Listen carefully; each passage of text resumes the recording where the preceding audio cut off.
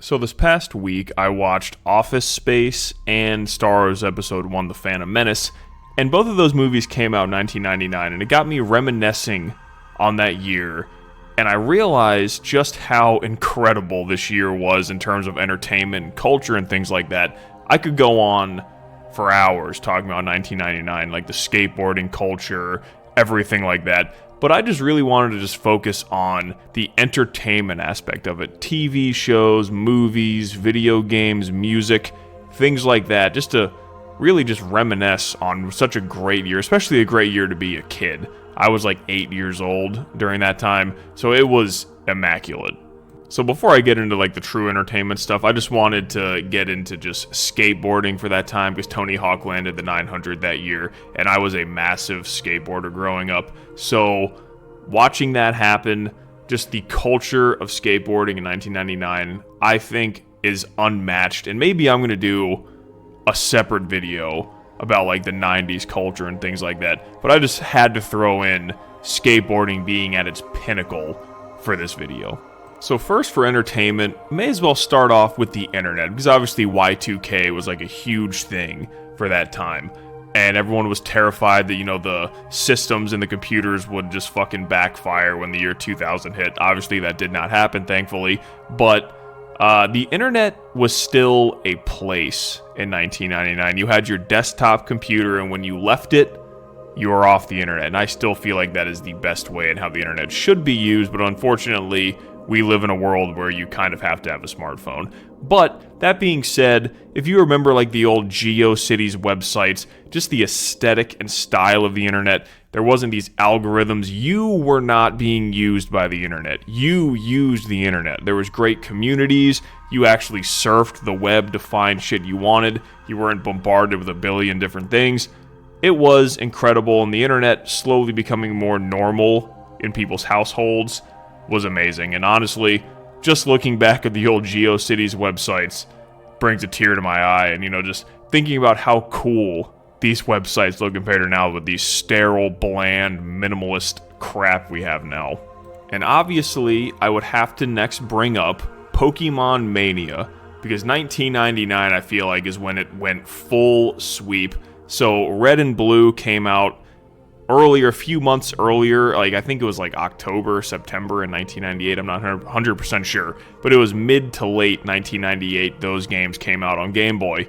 And then in 99, the trading cards came out, the TV shows, the movie. It was so much at once, it overtook everything in my opinion. And mainly, even more than the game, because the game was amazing and we put so much time into it, but the trading card game was something that, honestly, nowadays, if you see how it's being treated with scalpers and people like fist fighting, grown men fist fighting. It wasn't kids that are getting into this, it's grown men fist fighting outside of stores like Targets and Walmart to get these cards. But back then, the joy of opening a Pokemon card pack, going to your friend's house, seeing their collection, like their binder of like their cards. If you had a holographic Charizard, you were just the ultimate badass. And I luckily was an ultimate badass. So earlier that year, my brother was lucky enough to have pulled a Blastoise and a Venusaur. And he traded a kid in his school, the Blastoise and Venusaur, for a Charizard. And I thought it was the coolest thing in the world. I myself had a Blastoise, and I always wanted the Charizard. And I remember my parents took me to Toys R Us, and I got one pack, and we stopped by Home Depot after, and I pulled the Charizard in one pack, and I couldn't believe it. I lost my mind. I didn't want to go into Home Depot because I didn't want to lose it. I didn't want to leave it in the car because I was scared someone was going to steal it. So I just sat in the car for 30 minutes while my parents did their shopping. I made them stop by the friend's house that my brother was sleeping at to show him that I got a Charizard. And honestly, because I still have my book of Pokemon cards from when I was a kid, when I open it up and see the Charizard, I still get a little, I don't know, it just brings a smile to my face. I'll put a picture of the first page of my Pokemon card binder on the screen right here, so you can get a little nostalgia boost as well. But Pokemon Mania, I feel like, is something that will never be matched again. And then I had to throw this in there. Harry Potter and the Prisoner of Azkaban, released in 1999. I am a massive Harry Potter fan. It is my favorite, like, IP, like with that or Star Wars or Halo, honestly. But I love Harry Potter. Reading those books is what got me into reading, and I started reading them in 1999 for AR points for my elementary class. And I read the first book really fast, second book really fast, and I got the third book. Then after that, it was just, we get the books at midnight every year. So Prisoner of Azkaban, I feel like, was really like the tipping point to when Harry Potter mania was like fully taking over. I think it reached like its full apex, and then it just stayed there like right after the Goblet of Fire and before Order of Phoenix came out. But Prisoner of Azkaban is one of my favorite books, and I had to give that a shout out if I'm talking about 1999, because Harry Potter was such an influential thing for me, because I used to hate reading, and reading Harry Potter made me appreciate reading as a whole, and now I'm an avid reader, and I have it all to thank because of Harry Potter. And then obviously we have the insane amount of TV shows. If you want to talk about just the things that debuted in 1999, The Sopranos debuted, Family Guy debuted, SpongeBob SquarePants debuted. These shows are like, well, not Sopranos, but those shows are still going on to this day. The Sopranos is one of the greatest shows ever created. South Park had the movie come out, and South Park, the show, was like in its prime. Cartoons for kids were amazing. Like, you know, getting up Saturday morning and watching the cartoons on WB, incredible times. But honestly, the show that I wanted to focus the most on, you know, there were still the Fresh Princes and, you know, TGIF and all that stuff, but the real TV and entertainment product I wanted to talk about was WWF, because nothing signifies 1999 and the 90s more than WWF, and I feel like in 1999 it was at its apex. You got Stone Cold, The Rock, Triple H, Undertaker, watching all of these incredible moments happen. I think there's that meme. There was the year's 1999. I just watched Stone Cold Steve Austin win the championship belt while looking at my Charizard card. That's like the meme of the kid, of being a kid during that time. And I was not allowed to watch WWF, but obviously, because we were, you know, kids, we still snuck it and watched it, obviously, and we would go over our friend's house from across the road, and we would wrestle at his house. So I remember my brother, like, rock bottoming me into the pool. You know, I was a Stone Cold fan, my brother loved The Rock, and our friend was a big Triple H fan. So it was perfect, and we would just go over there, watch wrestling, play WrestleMania 2000 on the N64, and like WWF No Mercy and things like that.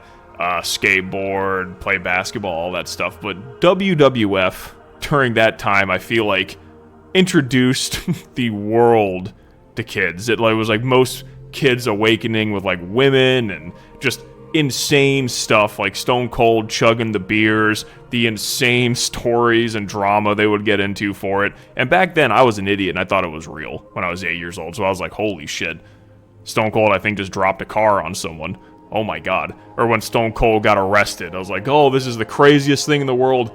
But WWF was amazing back then, and that kind of deserved the main slot of the TV for me. But so many incredible shows debuted then and were airing currently. It was a great time. And then for music, we had like Smash Mouth All-Star, one of my favorite albums of all time, Enema of a State from Blink-182, MF Doom, Operation Doomsday, the Slim Shady LP, Significant Other from Limp Bizkit, Backstreet Boys Millennium. I know a lot of people hate on it, but you know, that was an influential album from then. Like Napster came out, and that was like the first time of like actually like using the internet to like illegally download music and shit. It was a wild time.